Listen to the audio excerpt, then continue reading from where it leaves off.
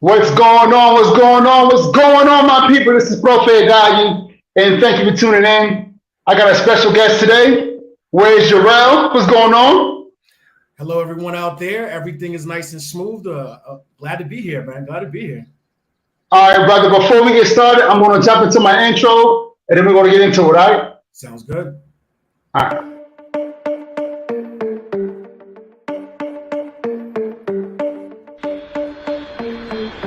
Couldn't take it no more, so I left the matrix. And my money just tripled. I had a good time and it cost me a little. So I found peace, tranquility, faith in my I couldn't abilities. take no more, so I left the matrix.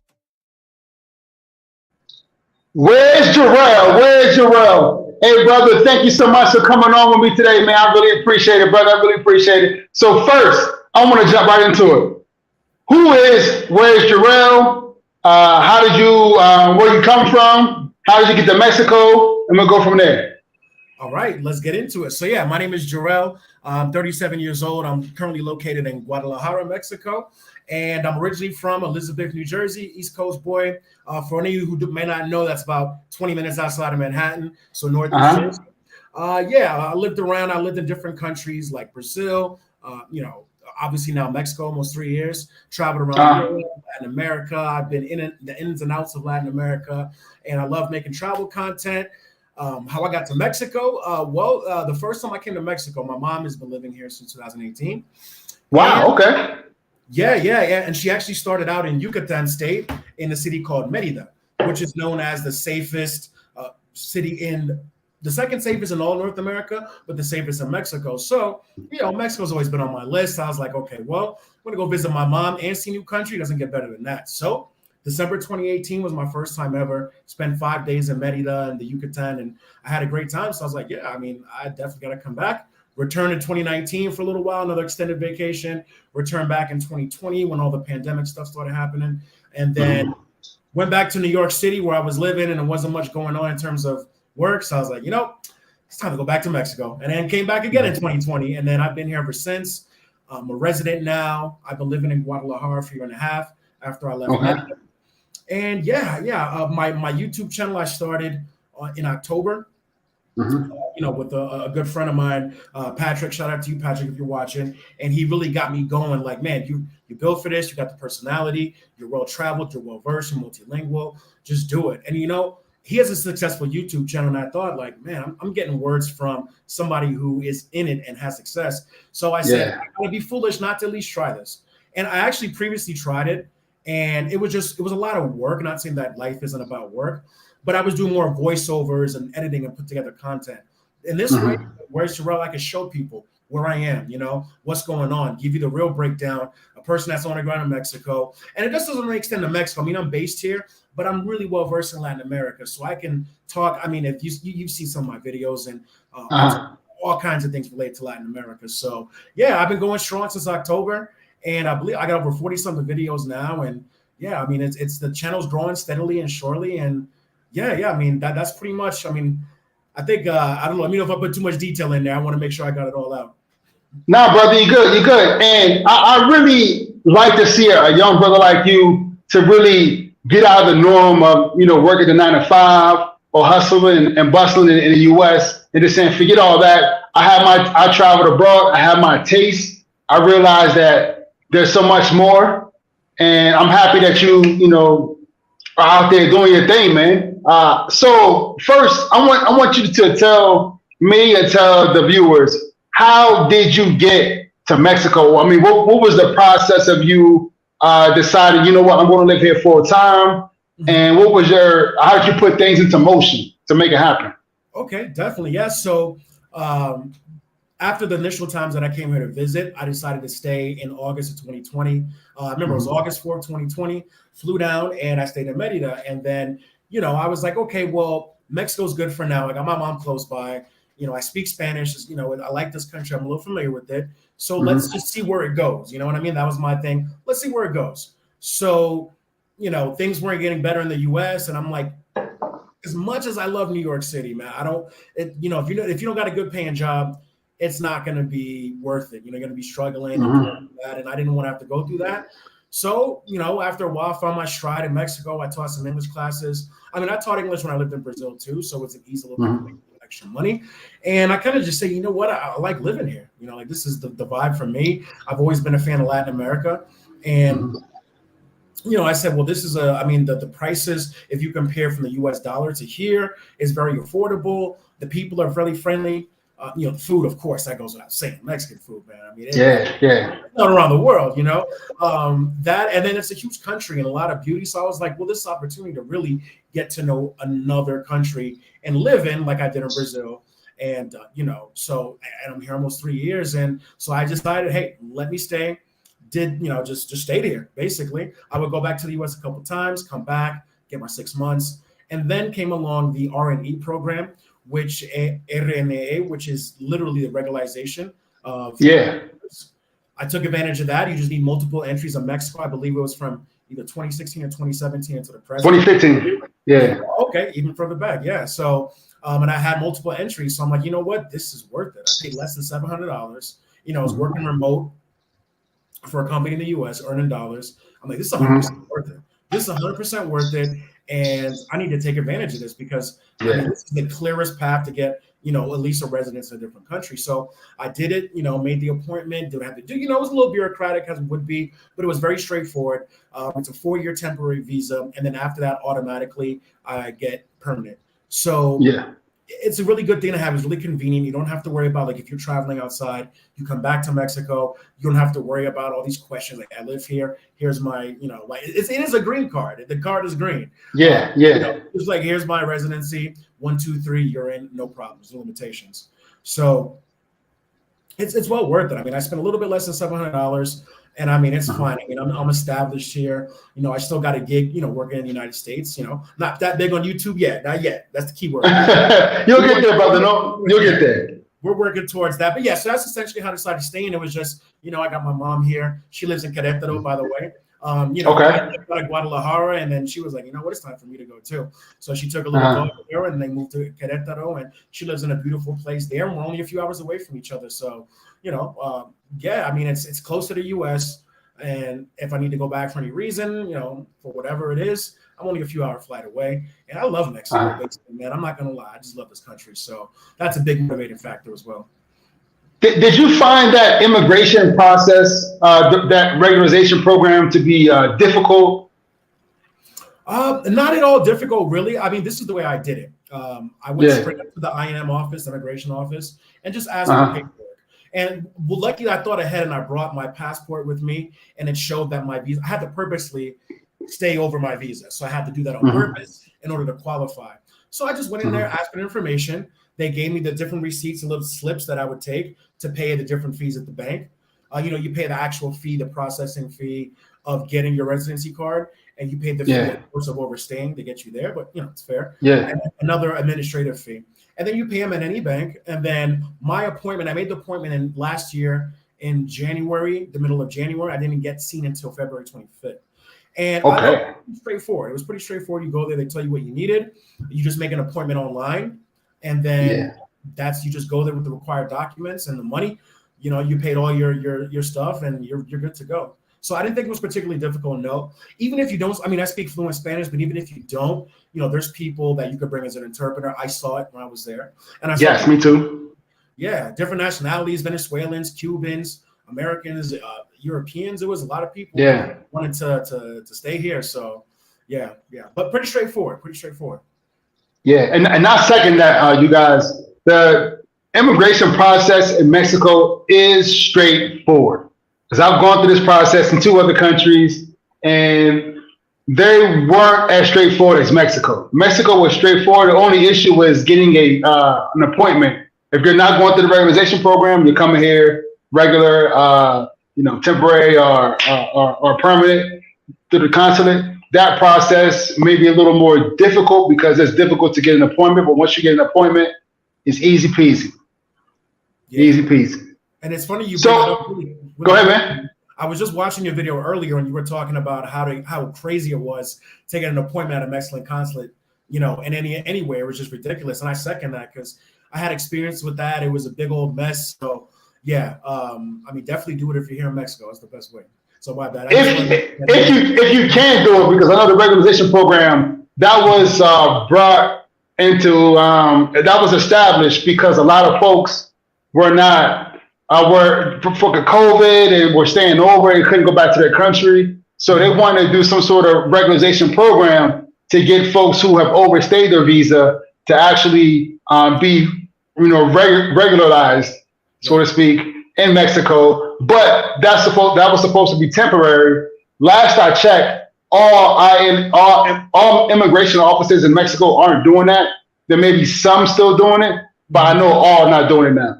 But I'm no expert. Definitely reach out to a facilitator or immigration expert and then give you more information. Most definitely. So this is one of my subscribers, X Strolling. What up, ProFed? What up, chat? Say so. X Strolling. I first met him on my channel when I was living in the Dominican Republic. So he definitely he's a traveler too, and he's looking to make a move, living abroad just like you.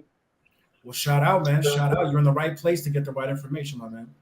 Yeah. So all right. So you got yourself established here. You got your residency. Now, what was the process getting established? When I say established, I mean like getting a bank account. I saw on your channel you got a credit card. You got to talk about that too. Finding housing here. Meeting people, working, you work remotely with the internet. Tell me how would you be able to get established to the point where you felt like, okay, this is home, and you no longer felt attached to the U.S. Okay. Well, those are very good questions. I'll get into all of that. So we'll start with the bank account first. So after my residency, I was eligible. Some banks are a little bit different. Some require more documents than others. But I was going to go to BBVA, which is Bancomer, as known as Bancomer. Yeah. My mom has an account there. So because my mom had an account there, she was able to grandfather me in there. But it's a separate account. So my account has nothing to do with my mom's account, only because somebody that had an account with them introduced. So, yeah, I was able to open up through that. And that was cool. I was able to start making that move. And then that established everything. And that was in March of last year, in 2022. So I was still living in Merida at this time. And I was like, okay, Merida, I had a great time here, but it's time for me to move on. And I had been to Guadalajara before. I loved it. And I thought I could live here easily. And that was the first one. I was like, I'm going to Guadalajara. So, that's how I did that. And then, prior to that, I was working online for this company called Papa. So they, working with medical insurance and services for senior citizens. And I was able to work online from home. So, which was great, remotely, just take the laptop wherever I go. And that helped. I mean, I got here. I was staying in Airbnb for a while until I was able to get housing. And then, once I was able to finally find places and really get out there, that's when, start feeling like more like, okay, I'm getting like settled. Now, you had mentioned earlier about housing as well, too. Now, housing, that's very interesting in Mexico. Sometimes it can be super easy. Sometimes it can be super not easy. So the key is just to give it patience. You're going to see a lot of nice listings, great prices, great, great neighborhoods, furnished, non-furnished, whatever you're looking for.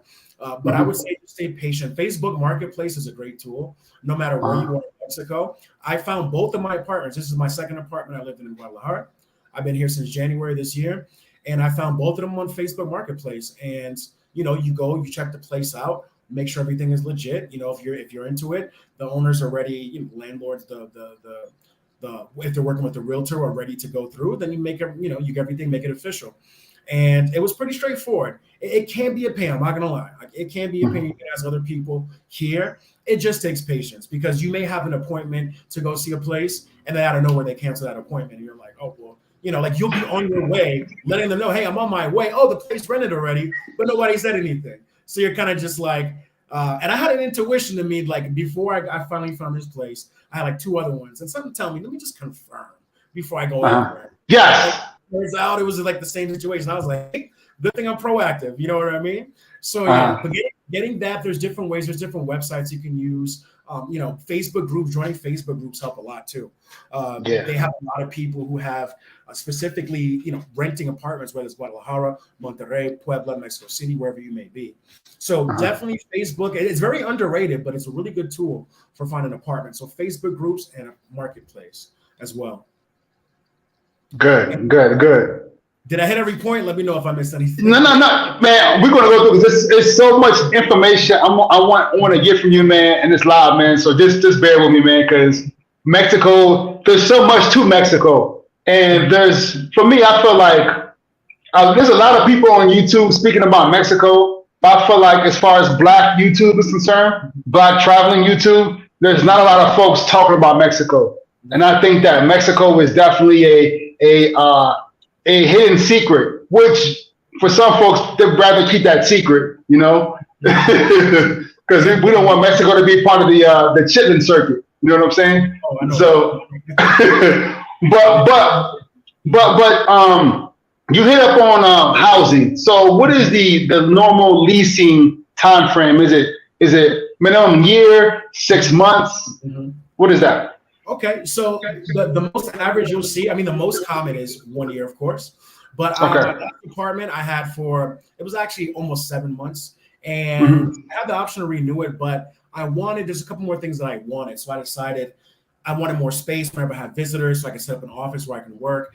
And I wanted a back patio. I was really lacking that. The last place was nice. All the bills were included. I had AC, the whole nine, but I decided not to renew. So for this place that I've been in since January, it's a year. So the most common is a year, and I would say after a year, 6 months would be the next one, because Go ahead. These landlords, these owners, they want to have some type of investment at least, because if you're gonna do a month, you could just go on Airbnb. It's made for that. But yeah, I would say a year is the most common. I haven't seen anything over a year personally, but year is the most common. But you can find 6 months if you just want to give it a go. Can you give me some price ranges over there in Guadalajara? Guadalajara, by the way, is the second largest city in Mexico, so it's a really big city. But go ahead. Yeah, definitely. So I can give you some price ranges. So here in Guadalajara, I would say, now this all depends on where in the city you live in. It's a big city, as you said. I would say in a nice neighborhood. Now, I'll speak about, to give a little context, for US dollars, or even if you're from another country, if you're like middle class, you can live very comfortably here. So I'll give you in dollars for me to do. So I would say you can find a 2-bedroom. Now let's go unfurnished first. About an unfurnished 2-bedroom apartment here in a decent area for about 500. Now I'm talking about a decent quality apartment. You can get cheaper, but it may be older. It may not be your flow. But I would say anywhere from about 550, a little bit higher, and then there's options. Are we talking about 1 bedroom or 2 bedroom, 3 bedroom? What are we talking about? Yeah, 2 bedrooms. Now my first apartment rather, it was about 500 something, and it was 10,500 pesos. But mind you, that was in the middle of last year. The dollar was strong against the peso, but it was fantastic. It was a fantastic setup. It came furnished, cleaning service twice a week, and all that jazz. But it was closer to the center of the city, so that's why. But you can get places. You can get it. Really, I've heard people in the Facebook groups paying like $350 for like a 3-bedroom house. It's very possible to do that. Yeah. So, and it's possible. If you want to live nicely, I'm telling you, man, Guadalajara is a city that has a lot of options for you. Neighborhoods like Valencia, where I live, Country Club, Andares. You got a lot of different places, Ladrón de Guevara, Arcos de Vallarta. So there are places that, if you're willing to pay to play, you're going to get that nicer quality, but it's here no matter what income range you have. But even for me, I have a 2-bedroom, 2-bathroom terrace. It came with washer and dryer, fully furnished. It's about $900 something a month. It's not terrible. I say something because the dollar's fluctuating like that, but it's not terrible. It's in a very safe neighborhood. And it's very convenient. I have stores near me. I have supermarkets, restaurants, the whole nine, and I never have to worry about anybody, doing any funny stuff or anything like that. It's just as safe. You got a peace of mind, and it's a nice neighborhood. Nice. So, nice. But you can live here very affordably, without a doubt, definitely. And it depends. Like if you're a single person, if you have a family, if you got a spouse, all that determines in there. But yeah, definitely, you can live here and anywhere, most places in Mexico, for a decent salary with what I started. So I want to ask you about two things. So as you know, the Mexican peso has been strengthening against the dollar. I know when I was first looking at moving to Mexico back in the fall, and it was about 19 to 1, 19 Mexican pesos to 1. Now it's more like 17.0, 17.1, maybe 16.9, depending. It's going down. Right. So with that and your bills, such as I mean, what are some of your bills there? I mean, cell phone, health insurance. What's some of the bills that you have there? Okay, that's a very good question, actually. So some of the bills that I have here, my main one is the rent.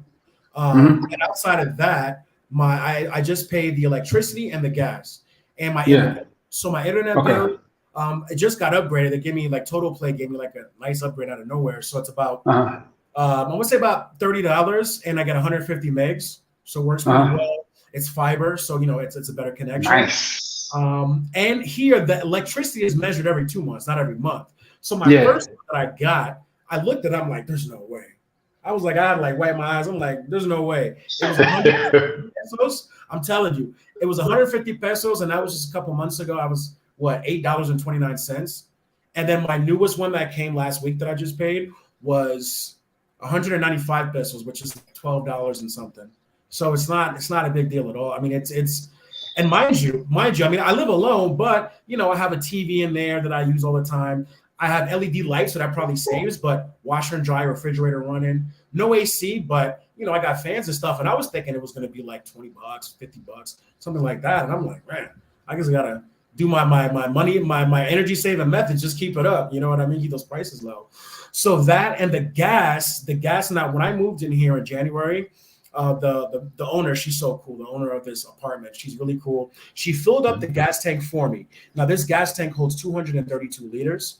And as I'm a single guy, and I do cook from home, but it's lasted me until now. So, I mean, 5 months, exactly 5 months that it's been lasting. So just to get an idea, and that one, when I see on her receipt is like 2,500 pesos. So at that time it was probably like $75 to get the tank filled up, which is, I mean, maybe even less than that at that time. So that's a whole gas tank, and it sits right outside the apartment down. Yeah. And outside of that, water is included, and then just my personal stuff. But yeah, bills are super affordable here. I mean, it's and cell phone. I forgot the cell phone. No, I still use my T-Mobile service that works here. I do have a Mexican number. I just been lazy. I need to buy a separate phone. You just have that number always on, and that is a prepaid situation, which you can get as low as 50 pesos. If you're just passing through, you can go to Telcel and just tell them I want a new chip with 50 pesos, and that'll get you some internet time, and you can make some calls, and that'll get you started. So I mean, bills here are, I mean, I can't complain about that. Now, has it gone up since you've realized that, hey, I'm spending more money because the dollar is weaker against the Mexican peso now? Yeah, just a little bit. The difference isn't super huge. I mean, I guess because I was so conscientious of it, I was always looking like, just kind of put in my mind of what it would be in dollars. But when I really look at the calculations and I'm seeing, it's just a few dollar difference. It's not super crazy, So I don't think it's like a traumatic increase, but it's just a little bit more. It's still very affordable, in my perspective. And just I want to make sure I touch on this. How does health insurance work here in Mexico, and how does it differ from the U.S.? Okay, so health insurance here in Mexico, actually, they have some federal systems that you can go through. So, so with the person, like you have a temporary residency or permanent residency, they have national programs that you sign up for. I forget the exact charge. It's super small, but you can get access to world-class hospitals. It's nothing near what the U.S. would be. For example, if we talk about dental, an average deep cleaning, would be probably 700 pesos, 800 pesos, depending on the dentist, like $45 US. Not bad. And that's a really good dentist office, a very professional dentist. I haven't gone for medical treatment, thankfully. Hopefully I don't need to. But if I do, I am in the process of getting that set up. So I still haven't gone through it. So I don't have all the information, but I did the basics. And basically there's private hospitals, there's public hospitals. And, in a city like Guadalajara, they're known to have some of the best hospitals in Mexico. So it's pretty straightforward. Once you get that temporary residency, then you qualify at least a temporary, you qualify for the Mexican insurance, the health insurance. And I just want to throw it out there for my veterans out there. So for my veterans, there is a clinic here that's they're throughout Mexico, but they're called Lakeside Medical Group. Now, Lakeside Medical Group is basically a clinic that is geared toward veterans, but it's also geared toward people who are on Social Security, who are on Medicaid, and the stuff that the senior citizens use, right? So when you come here and you're here in Mexico and you still want to be able to use that insurance, you can use that insurance or use your benefits at Lakeside Medical Group. So somehow they're connected to the United States to where if you present your documents, like first you got to be a member of the clinic, and if you present your documentation, and they have availability because they're usually like filled, they're like 100% membership. They can't accept any more people. But if you happen to get in, you present your documents, they'll bring you in, and basically they will charge the government. So you don't have to go through the reimbursement process that a lot of folks will go through to the U.S. government to get reimbursed for your medical treatment. They'll actually do it there. So no money up front. You go there, you get seen, and then they bill the United States government. So just wanted to throw that out there for those folks who are interested in Mexico and are worried about health insurance. But thanks for bringing it up, man. I appreciate it. So, look, man, there's a lot I want to get into, but before I go further, I want to know how have you maintained your family ties in the U.S.? Because, or not just family ties, the ties with friends and everything, because when you move abroad, you're not moving abroad with your family. You got your mom here. You're not moving abroad with your family. You're not moving abroad with your friends. So how do you maintain that connection and with people at home? Okay, yeah. I mean, for me, the people that are around me these days are people that have been there for years. And, of course, like people I meet living here that they've come along the way. But, in the U.S., my sister lives in Texas and San Antonio, and I have friends in different parts of the U.S. I just maintain, man, I maintain connection, always making sure. There could be some times where we don't speak to each other too much, but whether through social media or just, straight up phone call or a text message or WhatsApp. WhatsApp is definitely, used around the world. So yeah, but it's not hard for me personally. I have family members on Facebook, Instagram, my friends that I've known for many years, and we keep in contact. That's like family to me. So yeah, pretty easy because I was like that when I was in the U.S. too, and being that I've done all these different countries in the world, and I just kind of like for extended periods of time, I'm like, I just want to make sure, hey, I didn't forget about you. I may be over here across the ocean, but I haven't forgotten about you. So I found it to be pretty easy, just normal communication. They all know, I'm a travel man. I'm an explorer, so they understand how that goes. But fairly easy, I would say. So talk about you being a travel man and exploring. What countries have you been to? Okay, well, I've been to 25 different countries. Wow. Yeah. So in Latin America, I'll give you the quick breakdown. I lived in Brazil for 3 years. I've been to Uruguay, Colombia, spent a month in Panama, a couple months in Nicaragua, of course, here in Mexico. And I'm talking about North America, Bahamas, Cayman Islands, Jamaica, Canada. All right. And then Europe. I mean, I've been all over Europe, UK, Ireland, Czech Republic, Spain, Portugal, France, Switzerland, Belgium, Netherlands, Germany, and am I missing anything? Iceland, Denmark. Yeah. So I could have done more, but I mean, I still impressed myself with that. So I'm like, I did all that, you know what I mean? A couple of those I've been to twice, like Ireland and Germany. Great experiences, man. And the thing is, I have some friends that live in Europe too. So it's an amazing feeling. You can go and link up with your friends and like just, have that kind of adventure and people that are locals too to those areas too. Man. It's great. It's a great thing. Yeah. So based on that resume, you all can pretty much, sum up that I'm all about the travel life. I haven't yet, but those were in the cards, definitely. I want to tell you something, man. You're the first young brother that I've met that I've been to 25 countries. Yeah. and not just Latin America, but also Europe. I mean, that is amazing, man. And you, if you don't mind me asking, how old are you? I'm 37. I'll actually be 38 3 days from today. I mean, 3 days from today. Sorry, 3 months from today. So yeah. All right, cool. All right, so we're both born '85, so that's cool. Oh, that's okay, cool. All right, that's cool. I didn't know that. I know that now. Yeah, that's cool. Nah, but that's amazing, man. Your resume with all your travel that you've been doing, man. That's really cool. I mean, I would like to travel, be able to travel that much, and I will be doing that real soon. Please believe it.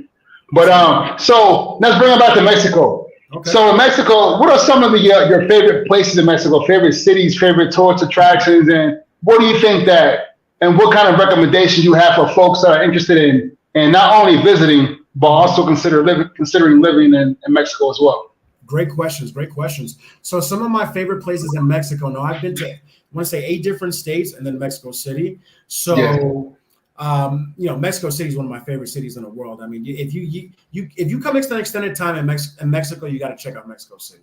I mean, just even if it's only for a few days, Mexico City, definitely. There's a lot of history there. There's a lot of, culture, a lot of things to do and see, art, nature, beautiful parks. Of course, the food, the nightlife's ridiculous. Yeah. It's easy to get around. The metro system works very efficiently.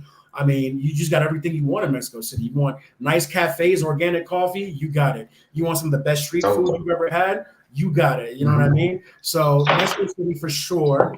I was really surprised with Colima. I was there in April, and I went on a whim. I had couple free days. I'm like, you know what? It's only a few hours away. Hopped on a bus from Guadalajara, went to Manzanillo, was a beach town in Colima State. Spent the day there, overnight, everything. Fantastic. Great. Beautiful beach city on the Pacific coast. So I recommend Manzanillo, definitely. Colima City even was really nice. Met some locals there, got invited out to a party. It was just like the type of stuff that happens when you travel in Latin America, man. You make friends with people, and then they, you become their friends. And another place, now I know this area has been a lot overhyped and is super touristic, but even if you only spend a weekend here, Playa del Carmen. Why do I say that? The Caribbean coast of Mexico is beautiful. If not beautiful, it's amazing. It's amazing. And I've been there a couple times, but just to get that feel, that clear Caribbean water, man, that whole vibe. You can hear reggae on the beach there. You can get, I mean, it's just like, how can you just go? I mean, 2 days, you'd be good. You get your fix, enjoy that beautiful view. Definitely worth it. And I've been to Querétaro. Querétaro is very nice. That's where my mom resides. Very nice. A lot of history going on there too as well. Puebla. I really enjoyed Puebla. I was there 2 years ago, and it was great. It was a little dry, the dry heat. I suffering a little bit, but it was a beautiful place. I went inside the Puebla Cathedral. Absolutely amazing. I couldn't believe myself. So Puebla is definitely one of my favorite spots. You could take tours and go kind of up the hill and see like the whole city. Yeah, it's fantastic. It definitely is. Aguas Calientes. I mean, it's a nice little city. It had a lot of different things in regard to like railroads or train. They had like a train museum, and I'm all about trains. I've been into that since I was a kid. So that was cool. Yeah. Like the old school trains that would come between the U.S. and Mexico. And there's so much going on. And I'm speaking of places that I've been. Checking out Yucatan. You got Merida. You got the beaches that are about 25 minutes away to the north and to the west. To the north, northeast, northwest, and definitely check that out. And of course, I cannot forget Guadalajara, Jalisco, where I reside. Guadalajara has a very Mexican feel to it. It hasn't been overrun by gringos, You'll see foreigners here, but it still has that Mexican feel, and that's what I really wanted. And it's a big city, but it's not overwhelming like Mexico City or New York City. But it's the food here is amazing. The variety of nightlife, you got culture here, you got parks here, you got whatever you want in Guadalajara. You want sushi, got it. Italian food, got it. Best tacos, got it. Best whatever is here. So yeah, definitely Guadalajara is worth checking out.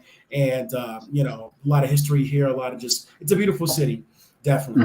And the state of Jalisco in general, it's a very mountainous and very beautiful.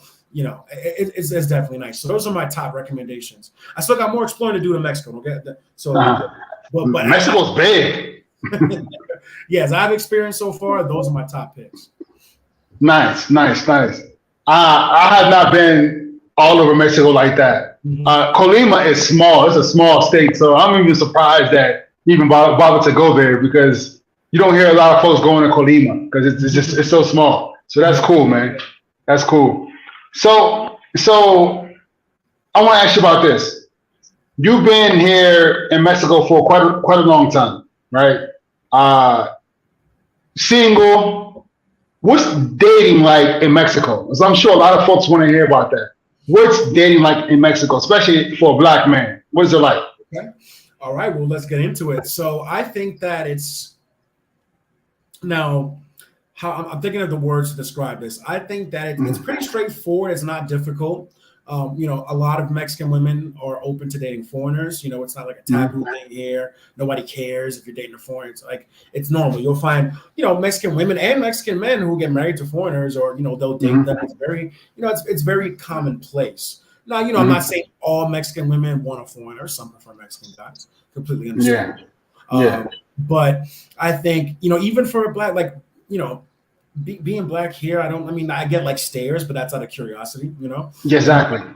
Done anything malicious to me. And the fact that I speak Spanish helps a lot. I'll get a lot of people hear my mixed accent. They'll think it's like Cuban. I go, oh, you from Cuba? Or are you from Colombia? You from Panama? I've heard it all. Puerto Rico, all that. And, you know, people just very curious. But dating, never had any issues. Dating can be, if any of you all out there have had experience in Latin America, you know, just expect, and this is no shade. I'm just speaking reality. What I'm about to say next. You know, some women will most will show up late, and it's normal. Don't take offense. I had to learn through it, man. I'm like, man, I'm this punctual American guy used to being on time for everything.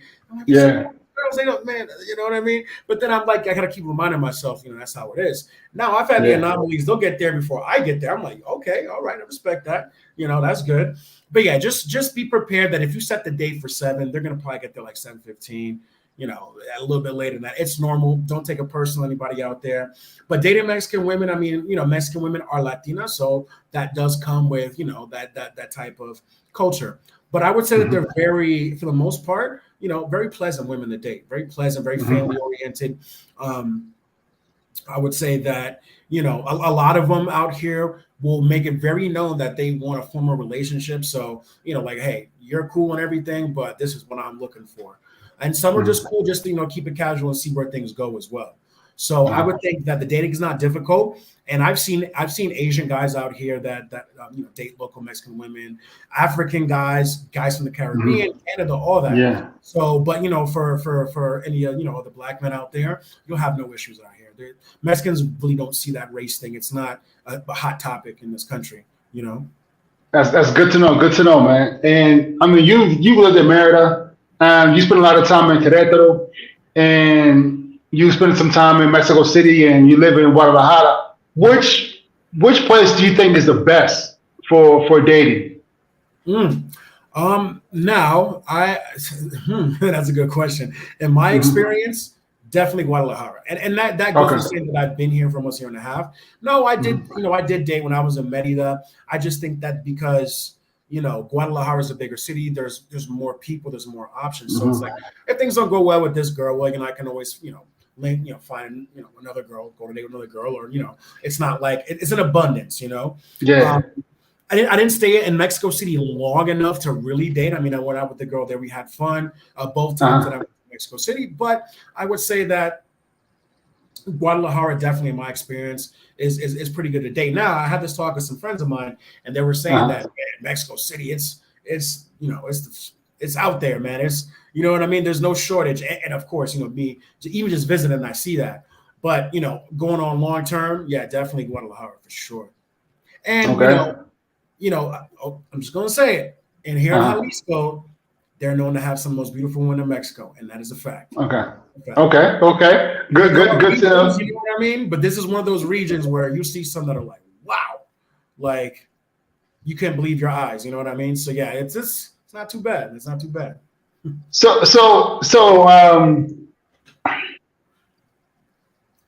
without giving any like explicit details, you know, getting too personal, do you have any like interesting stories, whether it's a horror story or anything like that, as far as the dating scenes. I'm pretty sure a lot of guys out there, a lot of folks out there want to hear this about Mexico. Okay.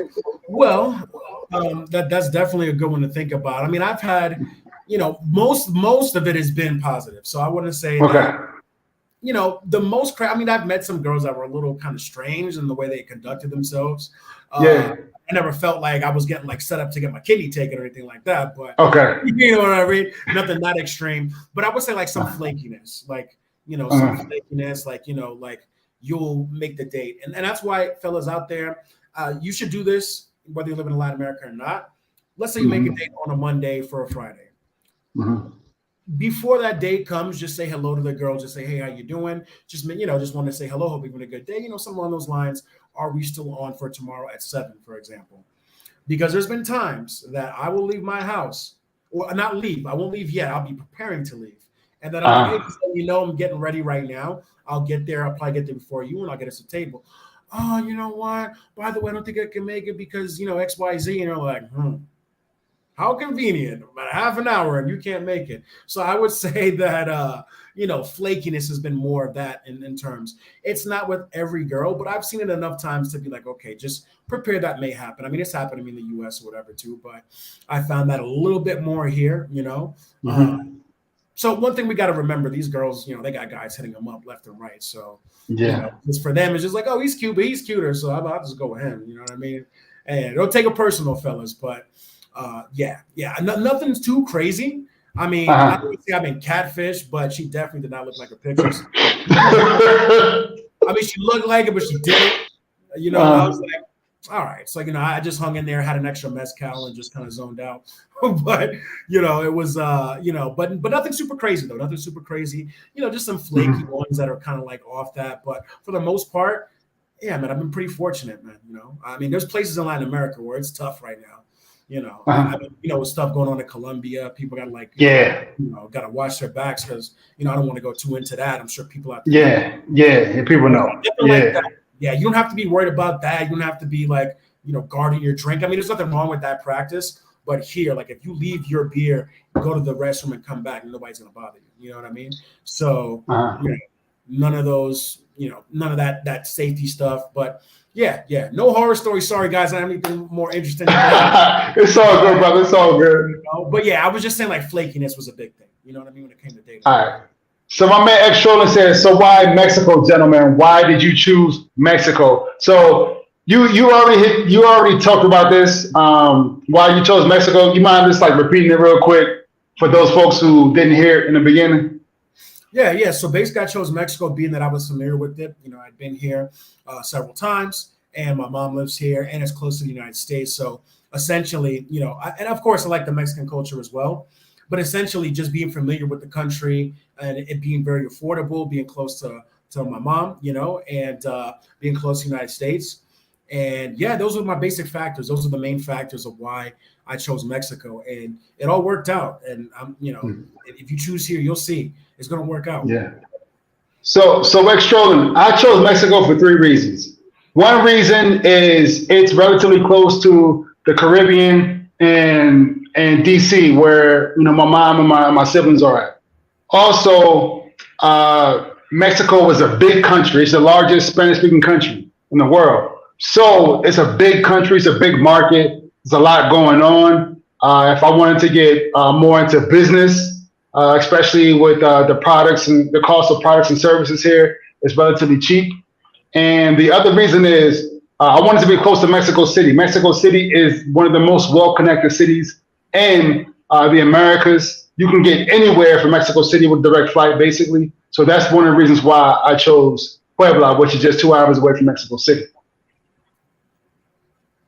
Yeah. Good reasons, man. Good reasons for sure. Yeah. Logistics. It's all about logistics in this travel relocation game, It is. Also cost too. So that's always a big thing. So I'm gonna ask you about this. So you told me you got a job working remotely, but what could you recommend to folks who are sitting at home right now in the US, Canada, some other country, like, dang, I want to live abroad. I see these guys out here, traveling, enjoying themselves, with the videos and meeting new people and doing new things. I want to be there. How would you recommend those folks start planning on leaving the United States or their home country and getting a job online? Like, how would you recommend someone to go about doing all that? Oh, definitely. So I would say, let's say, for example, a person that's working right now, you have your 9-to-5 job, whatever it may be, start putting money away right now. And let's say, for example, now we're in June. So let's say that you wanted to visit, for example, Costa Rica or Dominican Republic, or wherever it may be. Look at the average flight prices for that time. It's like, okay, I'm going to save X amount of dollars, put just a certain amount away. And then when you have enough to get your ticket, straight up buy the ticket, because that's always the first thing. Buy the ticket first, accommodation comes later. Get the ticket, and if you've never been to this place, do a test run. Stay, for example, if you have a job where you work from home and it is remote with the laptop, get a VPN set up. I mean, there's different ways. You get a VPN set up. You can stay for a week, stay for 2 weeks, work while you're here, and then explore while you're here. That's one great way to do it. Now, let's just say that this place, like, oh man, I really want to have my life in Panama or in Austria or wherever it is that you're looking at. Just plan a date. It's like, okay, what date and time that I can make it there? Like, what am I going to need? And as you start to get closer to that, let's say 6 months out, your money's saving up. That's cool. You got savings. That's looking good. As soon as you get closer to that time where it's time for you to go, that's where you want to start applying for remote jobs. If you just want to ship out, you know what I mean? Like, I want to get out of my country. I want to go to this place. Because once you get that job set up before you go, that's already income flowing in. So you plan on your off day to arrive at whatever your destination is. Maybe you have the weekends off. Arrive the weekend, get yourself set up. You can work during the week. And then, if you got to get an Airbnb at the beginning, you can do that. Also, Facebook Marketplace, once you've kind of found what neighborhoods you want to live in, what cities, all that stuff. So I would say that's a good way to get it started. Either if you're fully committed and you want to go, if you got your job, just, stick it out to that job. If it's not a remote job, and then, just get closer and closer. There's so many resources out there from remote work. And people say it's difficult. It's not that difficult. You just, time and dedication, send out those resumes, fire them off. You will get something. That's for sure. And definitely, stay in Airbnbs when you get here, kind of get a feel. Try to stay in an Airbnb in a neighborhood that you're interested in, and kind of get the feel for a neighborhood. And do even multi-cities if you have to.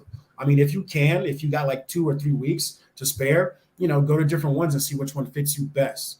And I think those are the basic tools that will help you with relocation, the scouting one. And then after, if you're fully committed, just saving up that money as much as you can and, getting that applying for jobs closer and closer as it gets the time for you to leave. So that way you don't have a gap in your income. And yeah, I think those are a lot of people think it's difficult, man. A lot of people think it's difficult to just, oh, I can't, how do you do that? Some people would ask me, like, I do some magic trick, and I just like, you know what I mean? I wish it were that easy, but I'm a resourceful person. I don't know everything, but I do it kind of research, man. I've traveled around, I gain the knowledge, and when you're in these places and you get that knowledge, you understand how things work. And, it's all about, it's obviously trial and error, seeing if you like the place. It's, just going to different places and see what works for you.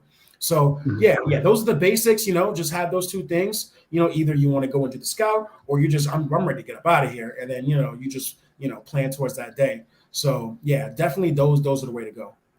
I know you touched on it just a little bit, but I want you to go a little more detail. How do you recommend someone who is undecided where they should go, like which country they should go? What do you recommend that person do to sort of narrow down which country? Because for me, I feel like there's just so many variables that one will have to consider when moving to a particular country. Okay, that's a very good question. Now, when you do that, think about the convenience of getting to that country. Think about the visa process or how strict they are with immigration. Think about the language, because if you want to pick up, let's say you're an English speaker, I want to go spend time in China. I mean, you're going to have to pick up on some Mandarin. I mean, and that's not an easy language to learn. Same as if you go to Japan, you got to pick up on Japanese. So I would say, in the beginning, I mean, unless you're fully committed and you're up for the challenge, go to places where the communication will be a little more at ease. Spanish is not a difficult language. It can be grammatically, but it's easier, I think, to learn conversational Spanish. And of course, you go there and there. And there's so many countries that speak Spanish, you have your pick of the litter. Whether it's, North America, the Central America, Caribbean, South America, or even Spain, you got those options. So, I would say that go where that makes sense and go to where you think. I would say this is a good thing. Narrow down to your top 3. What is your top 3 countries that you think you could see yourself living in? And then you just look at the economic situation. Okay, well, how much is it to live there? Okay, well, how do things work? The safety issues, how to get around, all that stuff, the way money moves, the way, those types of things. And that's a top priority, because when you have those top 3, then you start to narrow it down. Then, okay, the third one's cool, but then I got these 2 to work with. And then you got your final 2. You would hear a lot like top 5 and all that, but that's too much process of elimination. Process of elimination. I agree. 3, you get the third one out of there, and then you just got the first and second string. It's like your first and second string quarterback who's going to be starting the game. You know what I mean? And then you just compare between those 2, and then you find out which one works best for you based on what you like.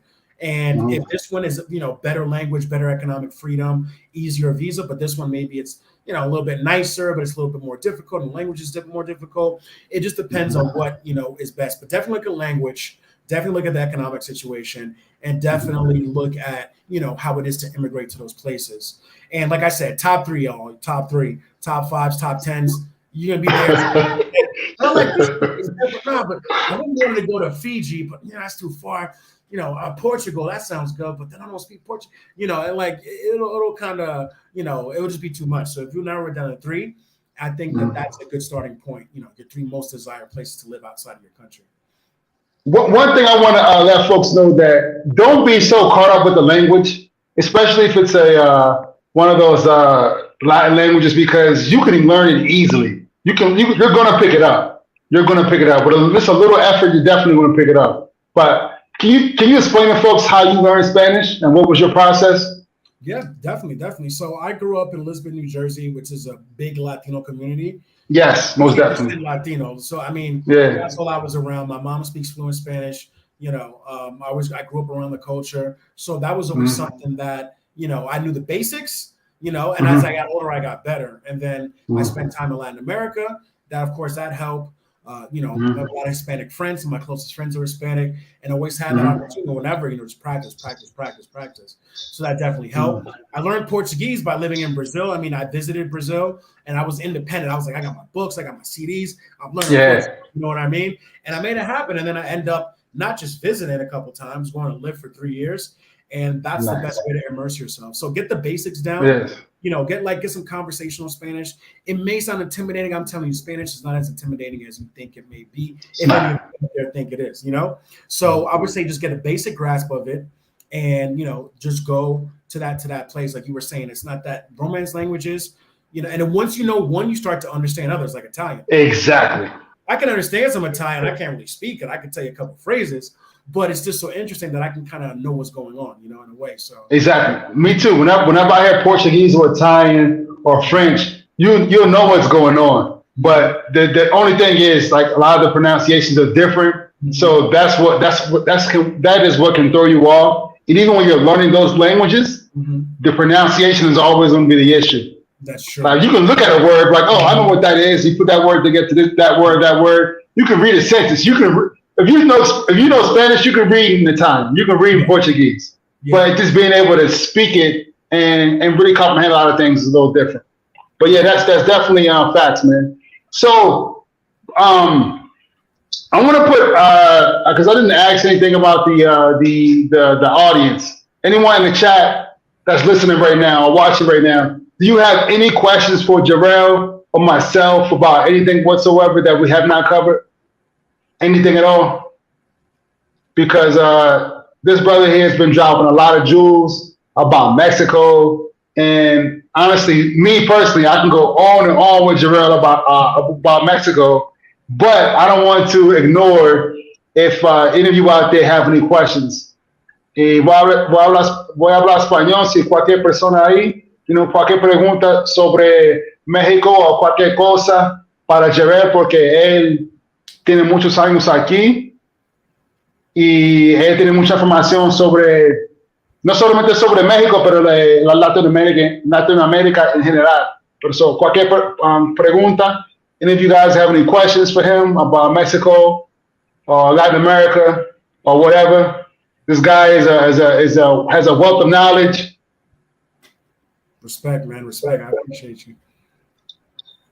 All right, so we don't have anything. So it's before we pop off, man, because we're coming up on an hour. Now I want to drive this on too long. Oh, we got a question. Okay. How do you deal with mental part of being overseas and far from family? You know, resilience. That I learned to deal with when I lived in Brazil. When I lived in Brazil, I lived in Sao Paulo, which is a bigger city than Mexico City by size and population. So, you know, it was a major hub, but the fact about it was, being that it's a major city, it was about, to get to New York is almost a 10-hour flight. So I had to program myself. I'm like, I'm far from home. But after some time, you know, you just keep that communication up, either through social media, through talking. After time, you got used to it. Now I'm in Mexico. So like I said, I have my mom in Mexico, my sister in Texas, my family in New Jersey, New York, and those areas. And, you know, so it's not that far. I mean, from Guadalajara to New York, it's like I want to say about 4.5 hours, more or less, directly over there. So it's not super crazy. You know, it's not super crazy. But it's just about, it can be tough if you're used to being around your family a lot, like you're a very family-oriented person. But I would say it's just like a mental thing. Like you say, okay, this is what I want for my life.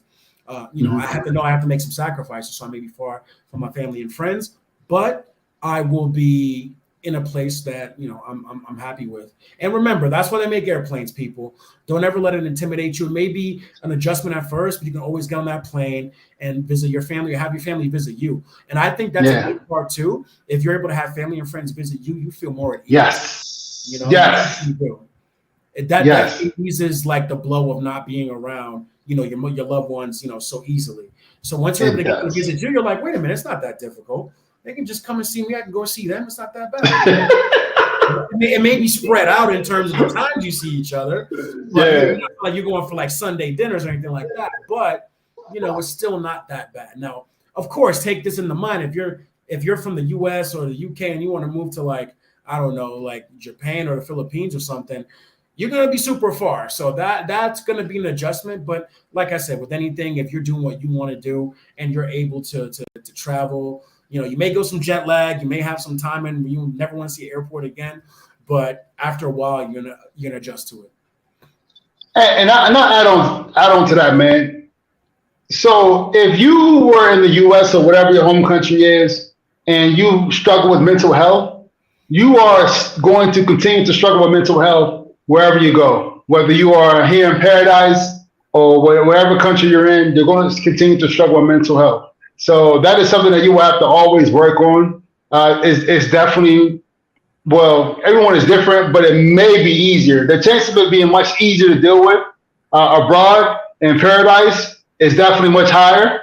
But I mean, it's always something that you're going to have to work on. So don't feel like, you know, you travel, you move abroad and all that will go away, because it won't. And you know what? Can I add one little caveat to that? Go ahead, man.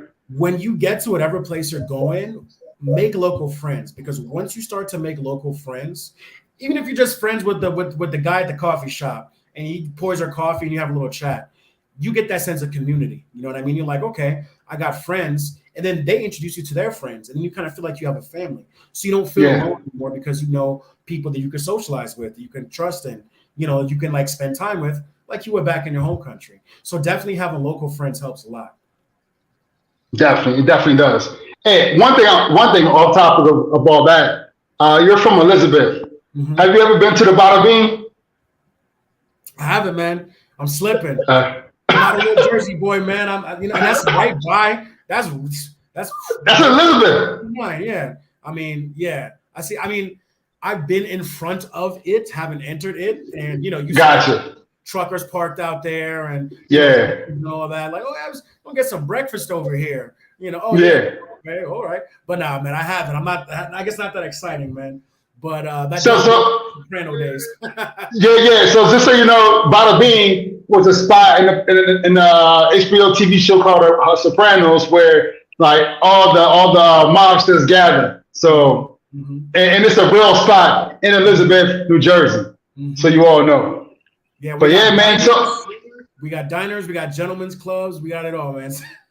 yeah. You know what? I was very close to going to college up there, and not Elizabeth, but in Jersey City. You know, really close. Okay. My mom didn't want me going to college up there though. Understandable, you know, it was not the best, but you know, and if you're going to Rutgers, or if you're going to Princeton, or you're smooth sailings, you know. And yeah. Make it a little dicey, you know what I mean? Yeah, but I know. At least in that time, it was really hot up there, so I understand why she didn't want that. Yeah. But anybody has any other questions? Any more questions for Jarrell or myself? Cualquier pregunta sobre México, cualquier cosa para nosotros? Nothing. All right, brother. So before I let you go, man, I want you to revisit your channel, what you do on your channel, why you started your channel, and what others can get from your channel.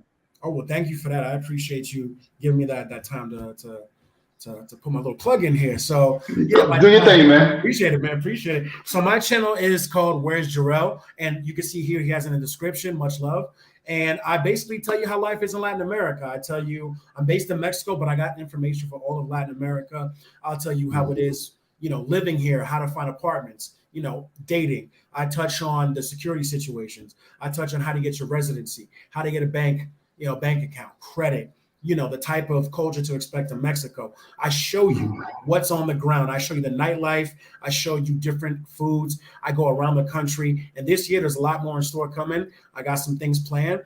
And, you know, we're going to grow the channel. So if you want to know everything and anything about not only Mexico, but Latin America and, you know, just living abroad in general, definitely check my channel. I got over 40 videos talking about all these subjects.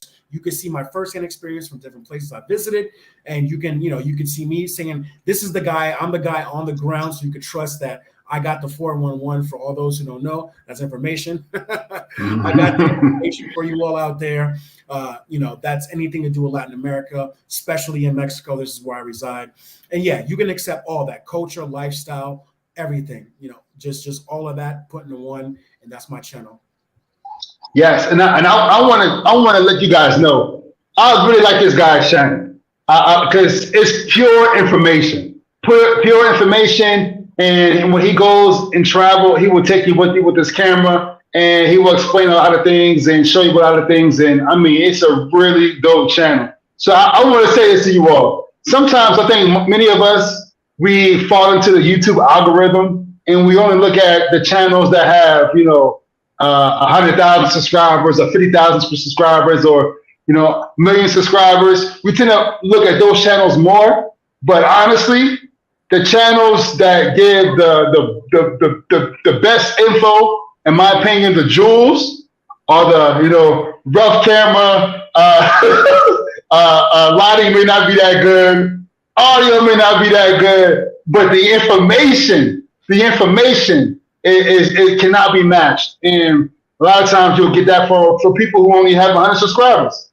or 500 subscribers or 1,000 subscribers or 5,000. You know what I'm saying? So I think that it's really important that you guys seek out information from folks, maybe have a small YouTube channel, but have a lot of good information. And that is Where's Jarrell, which is his the link to his channel can be found in the description.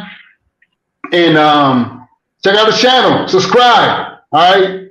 Check out his videos and subscribe, all right? Share with your family and friends, subscribe, all right? So my man, X Strollin, thank you, gentlemen. Thank you, X Strollin, for joining us. Really appreciate it. Great info provided. Yes. X Strollin. Yes, X Strollin, make sure, yeah, X Strollin, make sure you subscribe to the brother. Hey, but, hey, Jarrell, so before we go, man, one thing I really it skipped my mind, but now it just came to me. I gotta ask you about this, man, and I really want your honest opinion. I want you to go in much detail as you want to. You know, just you got the floor. I got you. This new movement of black men traveling, right? Passport Bro, whatever label you want to put on it, but black men traveling. A lot of black men are doing great things. I mean, I see some dudes out there in DR who got businesses. In Colombia, they got businesses, and I mean, guy in DR, he bought a coffee shop, and now he made a franchise. I mean, just a lot of stuff. People are doing a lot of things that you don't really see on YouTube, on social media, that a lot of our brothers out there traveling doing really big things. But you also have some brothers out there that's, really making us look bad, right? So I want to get the floor to you. Like, how do you feel about, a lot of brothers out there, like, really traveling now ever since the pandemic, like really getting out there, and also the negative side too of all that. Like, I want to get your take on it. Okay. Well, I have seen some things. You know how it goes. Social media, everything flows. My thing is that, I mean, okay, if you're a well-to-do brother with a good job, you're coming from the U.S., you're coming from the Caribbean, Canada, wherever you may be coming from, there's nothing wrong with coming to Latin America, having some fun, spending a little money, enjoying yourself. But don't be that guy. You know what I mean? Don't be out here like drawing attention to yourself, trying to act like you're better than the locals, whatever it is, or even drawing negative attention to yourself, because people got bad intentions out there. I like to think that most humans are decent, but there's a lot of, just terrible humans out there that don't have, your best interests at heart. So don't go flashing Rolexes. I mean, there were some cases where some Black American guys, they were in Colombia flashing the jewels and all types of stuff. They got stuck up. They got robbed. You know what I mean? That's the type of stuff that gets you robbed. Not only that, that gives us a bad name, because when you're turning it up and acting ratchet and all that stuff like that on yachts and parties and all that, I mean, that's the image locals are going to get of you. You know what I mean? They may not be racist. They just be like, well, why are everyone we see that comes here does that? You know what I mean? You're making us look bad. Yeah. You know what I mean? You don't got to have all these. There's nothing wrong. Like, I love pretty ladies as much as the next man. You know what I'm saying? You always got to be center and focus of your whole life in terms of if you're a content creator. If you just put stuff on Instagram, like, yeah, there's nothing wrong. Show the fellas what they can expect, but don't make it all about that. Like, go and see culture. Don't be all about trying to hook up. You know what I mean? I understand. You're a man. You got to do your man thing, but don't be making us look bad, man. Because we're out there. We're traveling. There's a lot of us that are branching out. And, just keep that better image. You know what I mean? If you're a hood dude or whatever, but learn how to turn that down. You know what I mean? Act accordingly, and respect the culture, man. Respect the culture. It's going to benefit you and all of us out here traveling in the long run. So I think that, just a decent image of yourself goes a long way. Yeah, most definitely. I'd say this. One thing I learned, I didn't really appreciate this much when I first started traveling, in my early 20s. But, my teens either. But when I was in the military, especially if you're a leader in the military, all eyes on you. Your subordinate soldiers are watching you. They're watching everything you do. They're watching the way you walk, the way you talk to people, the way you eat. So you always feel like you got to be a good example, right? You have to be a good example for other folks. So now when I travel, that's what it is. Like, I know that, okay, I am Black. I'm from the United States. I need to act accordingly, because I'm essentially a diplomat for the Black community in the United States, right? Even though when you travel outside the United States, you may be Black, but they don't necessarily associate that with the United States. Right. That could be from, some other country, but not necessarily the United States. But you always have to be the example, right? You are a diplomat. Unofficially, you are a diplomat for the Black community. You're a representation of the Black community. So if you mess up and it gets out there, now all those folks are going to think that everyone that looks like me is like that, right? And you don't want to do our community a disservice by doing that, right? You gotta, be the example, right? So I think that's, for me, that's something that I really want folks to really understand, that when you're traveling, do that, right? Be the example. Yes. Be the example. Perfect word. But hey, bro, wisdom. Hey, brother, that's all I got for you, man. Hey, brother, I really, really, really want to thank you for coming on the channel, man, and really teaching us about Mexico, about your experience and everything else. Definitely, folks, go check out his channel. Check out his channel. Yeah. Where's Jarrell? All right, that's it right there. It's in the description. And any last parting words, Jarrell? Well, let me first say thank you, man, for bringing me on. I mean, this was like I was telling you, man, one of the things that I always thought about, you know, when you're in the YouTube space to collab with another person, that you're on the similar side, you're doing similar things. You're travelers, you're talking about expat life. So this is a pleasure, man. I was having fun. An hour passed, man. I didn't even pay. It's over now. I didn't pay attention, man, because the conversation was engaging. So thank you for bringing me on your platform. Thank you for letting me put my plug in there so people can check out my stuff. Your people can check out my stuff. My people can check out your stuff, man. It's a win-win for both of us. So I can't thank you enough, man. I know I said thank you like 18 times, but I don't know. I'm very appreciative for the chance. It's all good, brother. But we'll keep in contact, man. And you take care of yourself, brother. And we'll be talking soon. All right. All y'all out there, thank you again, Pro Fegayu. And yes, we out. Peace, y'all. All right, folks. Peace.